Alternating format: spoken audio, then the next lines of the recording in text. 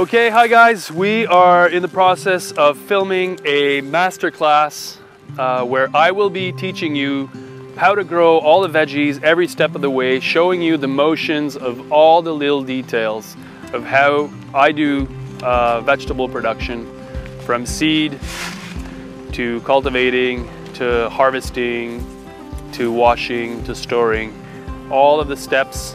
And the goal behind this project is to show you a method of working and to make sure that you're doing things as efficiently as I know how to do it. We have everything here to really make our life easier, to streamline operations. The goal of all of this is to first, grow quality products as much as possible. That's the end goal, and have you become efficient so that you can have a better quality of life. Oh my word, look at this place.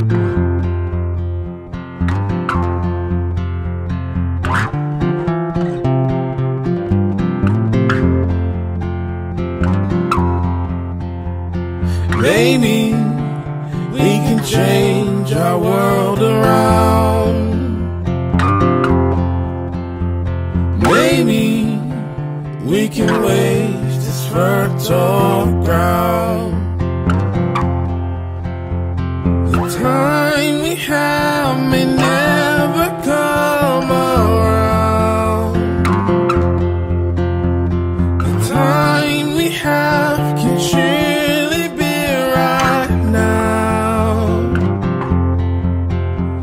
Oh, Is this not the most beautiful gardens you've ever seen?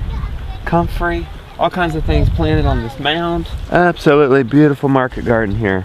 Experimental farm. There's pastured pigs and then free-range chickens, and there's beef that are mob grazing pastures around an 8-acre market garden. Yeah. It's a really big project. We started this project 3 years ago. It's financed by this super wealthy business person that wanted to give a legacy of hope for farmers. What a cool legacy. Yeah. And so me and a bunch of other designers, permaculture designers, designed the market garden to be quite big.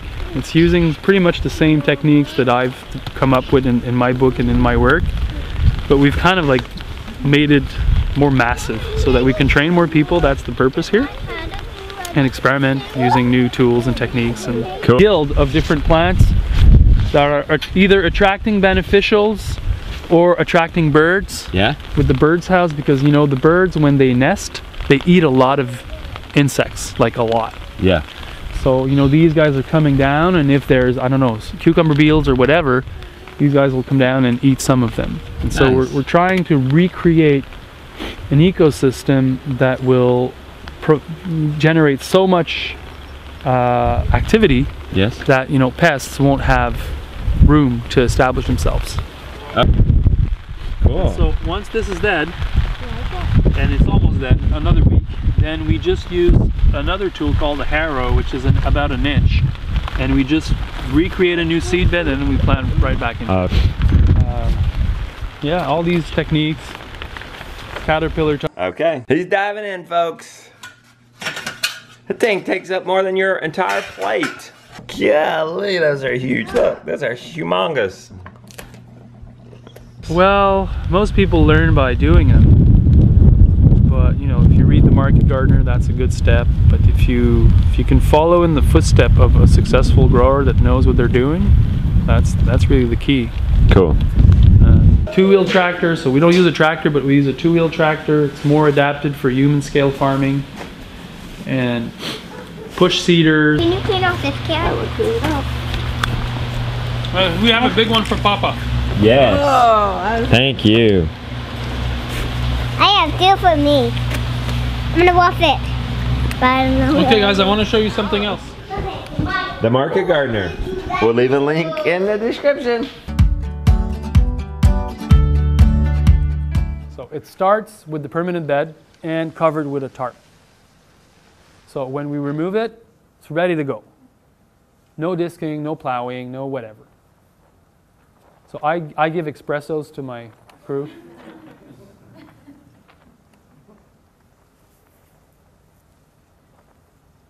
you store those? Just like you saw. So now I'm putting the rotary plow on my BCS. So every other year I raise my beds because they tend to settle down. So I'm using the dirt from the aisle to raise my beds. So I'm not worried about what I'm doing to my aisles. You know, my aisles, I'm walking in them, whatever, but the dirt I'm putting onto. And then I'm using the broad fork, and see how it goes in smooth. It just goes in because the soil has been covered and because we've not been turning the soil for many years.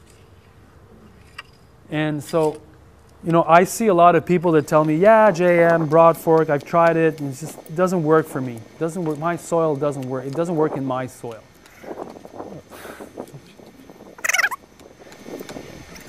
Anyway, so when I hear that, I'm like, no, the problem is not the soil. It's not the broad fork. You need the broad fork. If you're having a hard time broad forking, you need to broad fork. Okay, so that's really important. And then we've moved away from compost that we used to buy that was really rich in organic matter content, because now our organic matter is so high that we're using vermicompost. We're using, you know, 1/10 of the same material, and this is like highly, you know, potent vermicompost. I'm adjusting the height of the harrow, offsetting my handlebars, and that's going to prepare the seed beds in a very sharp way. You missed a couple of jokes, but that's it. You can get in. So you're purchasing your vermicompost From somebody that's specializing in that.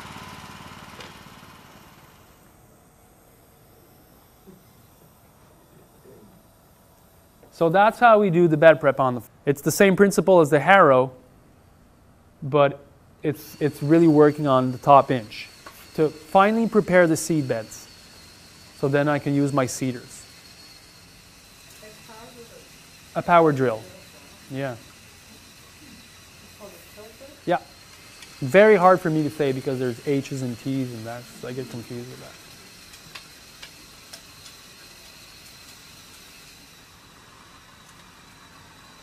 So in our tunnels and greenhouses, your beds, your alleyways should be 12-inch to maximize the space. And you don't want to lose any space to tools the cover crop into finer particles, into a mulch. And then what we ended up finding as a solution is that instead of, you know, incorporating the residues into the soil, we're just burying it with the soil that we take from the aisles with the rotary plow.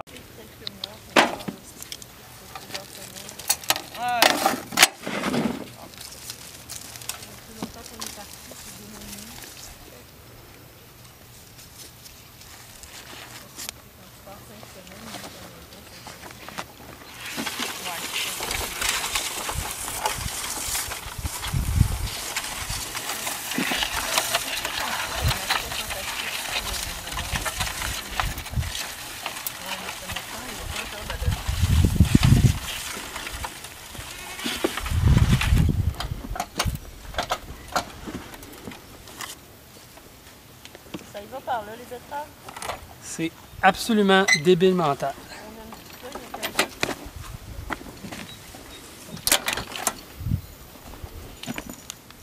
On mange combien sur combien?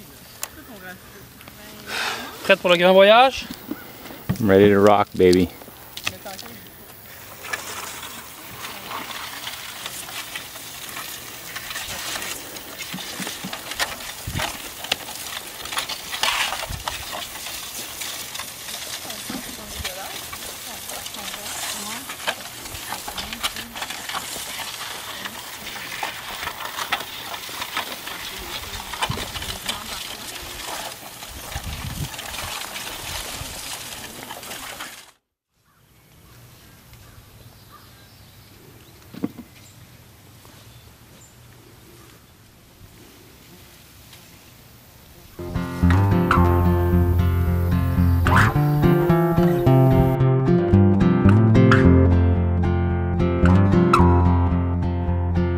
Maybe we can change our world around. Maybe we can waste this fertile ground. The time we have may never come around. The time we have can surely be right now.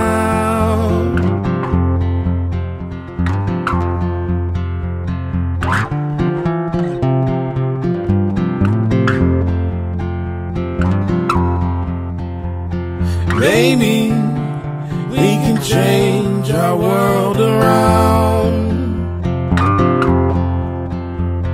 Maybe we can waste this fertile ground. The time we have may never